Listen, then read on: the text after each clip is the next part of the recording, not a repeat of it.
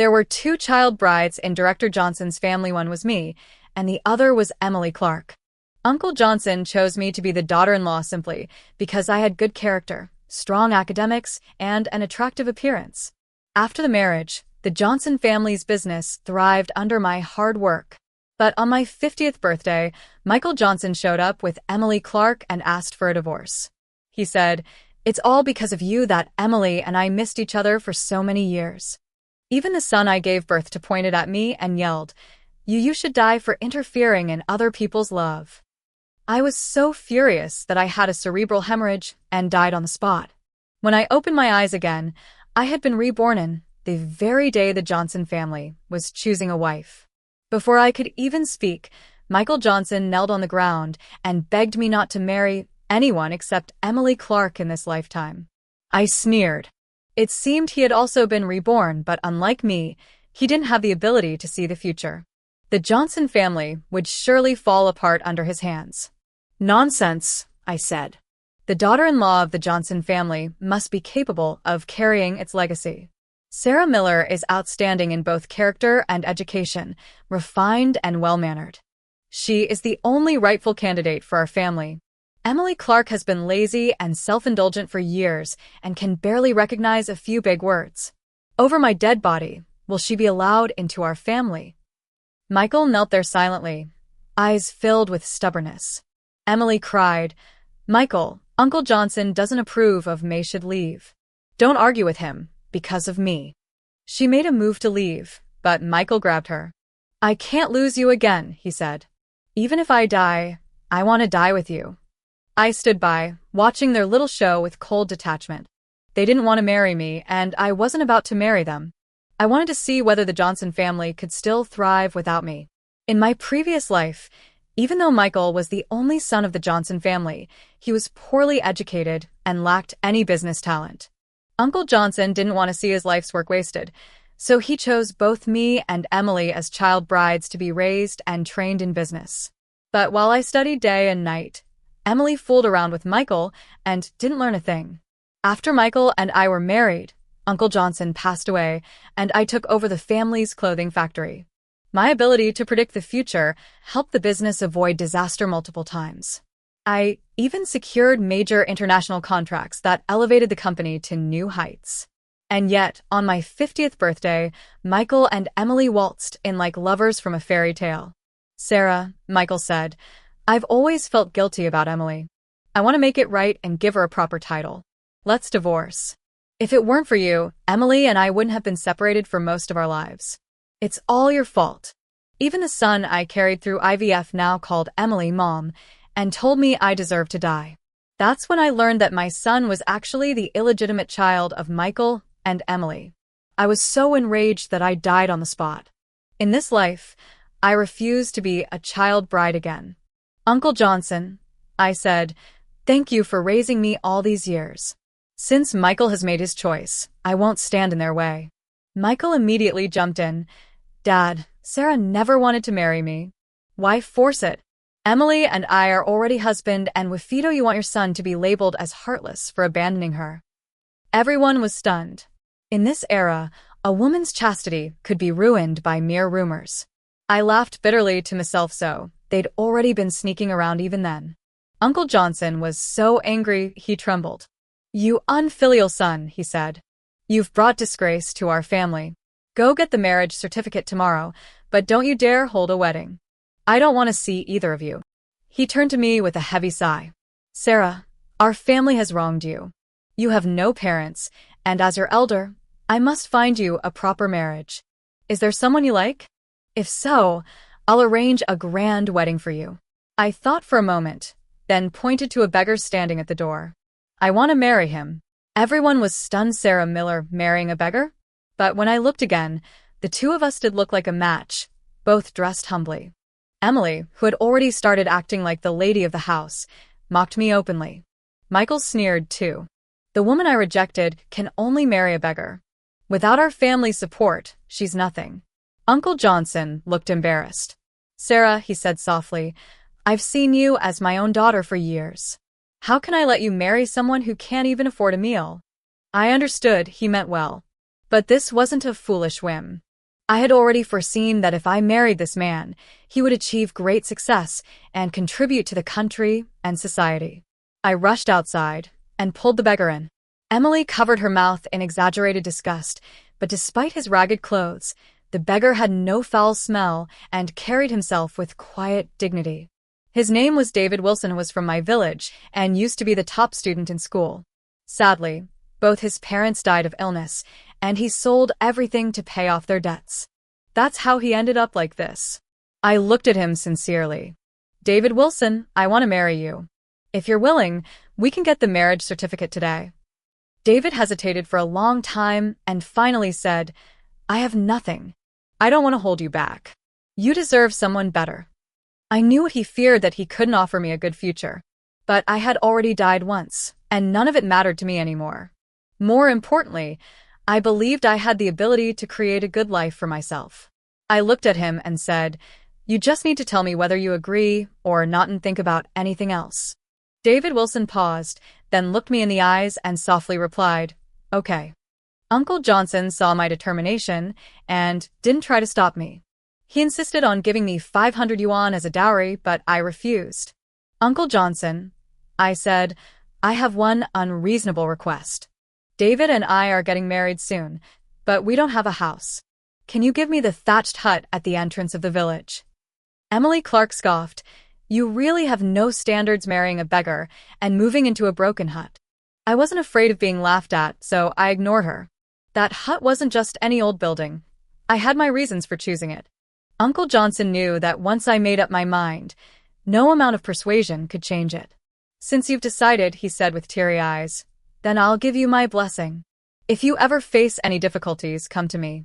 I'll help however I can. I packed up and left the Johnson family home, the place where I had lived for 10 years.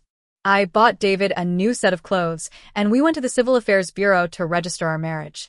David carefully wrapped the certificate in a handkerchief, as if it were the most precious thing in the world. He held my hand and said affectionately, Sarah, I will treat you well in this life. When we returned to the hut, it was already dark. I saw a shadow near the backyard and assumed it was just a wild boar foraging, so I didn't think much of it. David and I cleaned the hut together. At least it gave us a place to stay. After a while, David looked at me and blushed, saying, It's my fault for being useless. I promise I won't let you suffer. I found a place to do some odd jobs, and we'll start tomorrow. I won't be lazy. I smiled.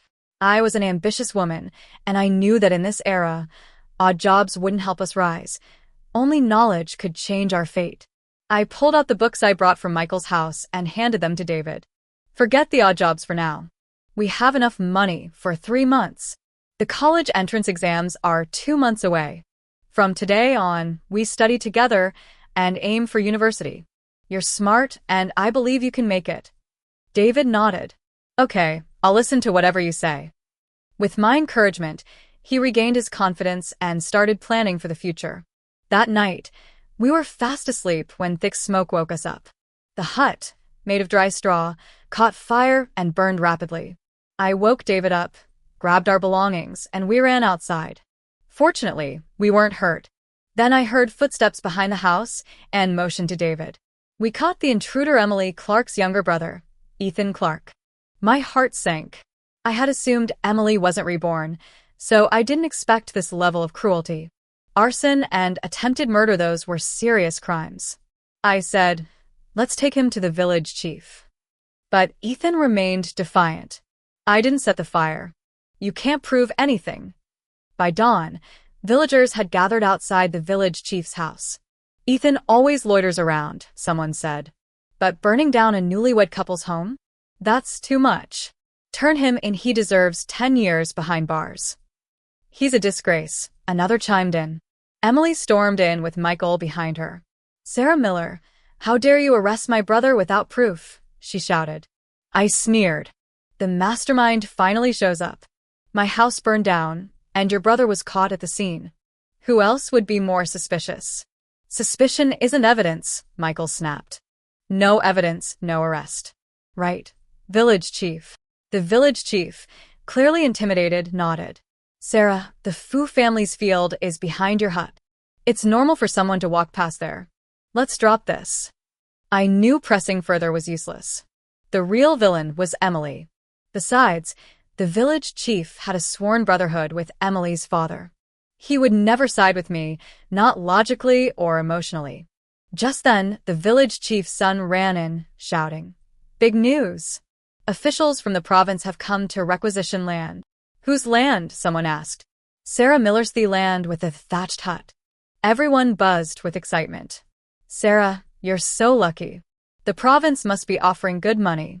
All thanks to being the Johnson family's child bride." Someone mocked Emily. "Why didn't you get any of that good fortune, Emily?" Another added, "That compensation's worth more than what the Johnson family earns in a year." Emily's face turned red with fury. That hut originally belonged to the Johnson family. The compensation should go to arsonist Sarah Miller. Aunt Lou, who had watched me grow up, snapped, "The house and land deeds are in Sarah's name. Why should she give you anything?" "Heir, maybe." Unexpectedly, Emily didn't panic. She smugly pulled out papers. "See? I have the deeds. So the money should go to me." Michael stepped forward with arrogance. "Anything that belongs to the Johnson family stays with the Johnsons. Outsiders get nothing." David gritted his teeth. "Those deeds belong to my wife. You must have stolen them." "Stolen," Emily said coldly. "Got any proof?" "Which I saw me do it." Since marrying into the Johnson family, her attitude had changed entirely. I signaled David Wilson to stay quiet, then feigned generosity and said, "David, this house and land originally belonged to the Johnson family. They've taken the deeds, and there's nothing we can do about it. Just let them have it." David immediately understood my intention and played along, acting like a humble husband. "This wasn't ours to begin with," he said, "so we shouldn't fight for it." The real drama had just begun, and I wasn't about to let it end so quickly. Hearing this, Emily Clark burst out laughing smugly. "At least you have some self-awareness. I'm a generous woman. I won't hold a grudge against you. I'll let it go." Just then, the provincial survey team leader spoke up. "After we finish verification, the compensation for this land will be 100,000 yuan. Wait for further notice." The crowd erupted. The wealthiest family in the village barely made over 10,000 yuan a year. Getting 100,000 at once sounded like a dream. "Emily Clark sure is lucky," someone said. "Don't forget us, your fellow villagers, when you get rich." How could Sarah Miller compare with Emily Clark? She's clearly the smartest girl in the village. Maybe if you apologize to her, she'll bring you along when she's successful. I was too tired to care about these two-faced villagers, so I left with David Wilson. Since we had lost the thatched house, we moved into a rundown village temple. Our priority now was studying. 2 months later, the college entrance exam was over. David and I compared answers. We were confident we'd make it into Harvard. On the day the results were posted, we arrived early at the town hall. Unexpectedly, we ran into Michael Johnson and Emily Clark. To our surprise, those two fools had also taken the college entrance exam. I wasn't planning to interact with them, but Emily couldn't resist mocking us. "Why did you even bother taking the exam? Aren't you afraid of scoring just 100 points and humiliating yourselves?" I couldn't help but laugh out loud. Was she talking about herself? "Wife," Michael Johnson said condescendingly, "don't waste time on people like them. We're about to become educated and wealthy upper-class elites. Speaking to them is bad luck." He rolled his eyes at me arrogantly. I simply held David's hand and waited calmly for the announcement. I wanted to see who would rise and who would fall. Soon, the staff posted the results, and the crowd swarmed in. I immediately saw our names. I scored 724 and ranked first in the county. David Wilson scored 720 and ranked second. We hugged with joy. Our 3 months of hard work had paid off. "Sarah Miller." "David Wilson," the staff called out. We pushed through the crowd and approached. The staff smiled and said, "Congratulations, both of you are the only students in our county accepted to Harvard. The county will reward you 5,000 yuan each and pay for 4 years of tuition. Come register with me, study hard, and contribute to our nation." Tears filled our eyes. This meant everything. We no longer had to sleep in a cold, leaky temple. In my previous life, I had given up the college entrance exam to manage the Johnson family's business. Now, I was finally living my dream. Just as we were about to leave with the staff, Michael Johnson blocked our path. Wait. There must be a mistake. Why aren't our names on the list? We're both top students Harvard level. This has to be an error. The staff looked confused, double-checked, then his face darkened. You're Michael Johnson, right? There was a mistake. We forgot to post the cheating list. You and Emily Clark were the only two caught cheating in the province. Harvard would never accept students who cheat on national exams. You both received 0 in all subjects. Michael's face turned purple with embarrassment, but he refused to back down. Impossible. I didn't cheat. Emily put her hands on her hips and snapped. Did Sarah Miller bribe you to slander us? My father-in-law is a millionaire. Just wait. But the staff was unfazed. I warn you, slandering state officials is a criminal offense. You could be sentenced. That shut them up. I stood aside and watched the show. People like them deserved to be exposed. Everyone around was disgusted. How dare that good-for-nothing Michael Johnson say he could get into Harvard? Turns out he cheated. The college entrance exam is the only way many poor kids can change their fate, and these two tried to cheat their way in. They should be punished. We worked so hard, we don't want to be associated with liars like them. Michael clenched his fists. Just wait. I'll get my dad to deal with you. At that moment, Tom from the Johnson family came running, out of breath. Michael. Grandpa's daddy started bleeding from every orifice. Michael's face turned ashen. He stumbled off in a panic, not even sparing a glance at Emily. I felt something was off. I had predicted Uncle Johnson would die of stomach cancer in half a month terminal, but not sudden. Why did he die so soon? Could someone have interfered? Uncle Johnson was dead. He had always treated me like his own daughter. On the day of the funeral, I brought chrysanthemums to pay my respects, but before I even reached the door, someone dumped a basin of dog blood on me, an ominous act in the countryside. Michael Johnson stood there glaring at me with hatred. If it weren't for you, my dad wouldn't be dead, he shouted. I was stunned. What did Uncle Johnson's death have to do with me? He was terminally ill. There was no cure. But then Michael took out a hairpin. We found this under my dad's pillow. I remember you wore it once. Don't tell me it wasn't you. I'm calling the police to arrest you. I glanced at the hairpin. It was indeed mine, but Emily Clark had stolen it from me long ago and never returned it. My heart sank. I had been right. Emily Clark was the one who killed Uncle Johnson. I stepped up to Michael and said slowly, instead of accusing me, who hasn't set foot in the Johnson family for ages, maybe you should look at the person standing next to you. Michael's eyes widened and his face turned pale. Deep down, he had suspected Emily for a while, but he couldn't accept that the woman he had loved across 2 lifetimes might have murdered his father. He grabbed my shoulders and stared into my eyes. You were reborn, weren't you? That's the only way you'd suddenly change your mind about marrying me, know all these things, and plan everything so perfectly. I shook his hands off without confirming or denying it. After placing the flowers by Uncle Johnson's grave, I turned and left, heading back to the home David Wilson and I had temporarily rented from Aunt Tom. I told David I wanted to go for a walk, and without hesitation, he came with me. As we reached the edge of the village chief appeared with a group of people. I asked casually what the rush was, and the moment he saw me, his face lit up with a smile. About the thatched cottage, he said. Emily Clark tried to submit 2 fake certificates to the survey team. They failed the review. We walked all around the village and still couldn't find a plot better than the one under that hut. I smiled and handed over the house and land deeds I had prepared in advance. Village chief, when I got home, I realized the deeds were still with me. Emily never took them. Mine even has the official seal, so these must be the genuine ones. I didn't say anything earlier because I was uncertain, but now I believe Emily faked hers, and I wanted her to dig her own grave. The village chief inspected the documents, and his eyes lit up. Sarah, you've helped me a great deal today. Come to my house for dinner later.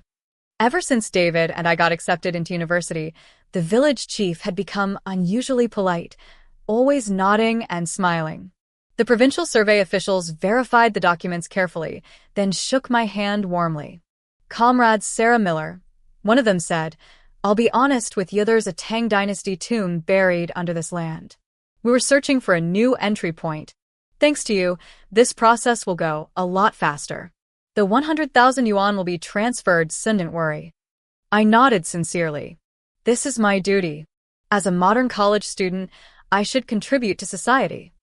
David held my hand tightly. Sarah, marrying you is the greatest blessing of my life. I hugged him with joy. Of course, I am Sarah Miller. But as soon as we reached our door, we saw Emily Clark kneeling on the ground. Sarah, I'm sorry, she sobbed. I was wrong before. Please forgive me, okay? Her sudden remorse confused me. Had she truly changed, or was she playing another trick? I sneered. Say what you want, no need to act out a sad drama in front of me. David clenched his fists. Don't try anything. I'm here. If you dare hurt Sarah again, you'll regret it. I motioned for David to go inside. I could handle this on my own. Once he left, Emily clung to my leg and begged, Sarah, please tell Michael the hairpin was yours, not mine. I only borrowed it and returned it later. Why would you set me up like this? I shook her off in disgust. Don't think I don't know what you did. You poisoned Uncle Johnson's wine every single day. You killed him. And now you're trying to pin it on me. I'm warning you, if you confess now, you might get a lighter sentence. Murder means the death penalty. Emily turned ghostly pale. Her lips trembled. He only ever loved you. Not me. He deserved to die. I just wanted to marry Michael Johnson. What did I do wrong? I was appalled. You wanted to marry him, so you killed his father? Emily's eyes turned bloodshot. It's your fault. You ruined everything. You should die. She suddenly pulled a fruit knife from her pocket and lunged at me. Thankfully, I was prepared and dodged the fatal blow, though the knife sliced my arm and blood started pouring out. Hearing the commotion, David ran out and quickly subdued her. We tied her up, planning to hand her over to the authorities. Just then, Michael Johnson showed up with the police. She murdered my father, he said coldly. I'll tell you everything I know. Emily's legs gave out beneath her. Michael, I'm your wife. You can't do this. You poisoned and killed my father.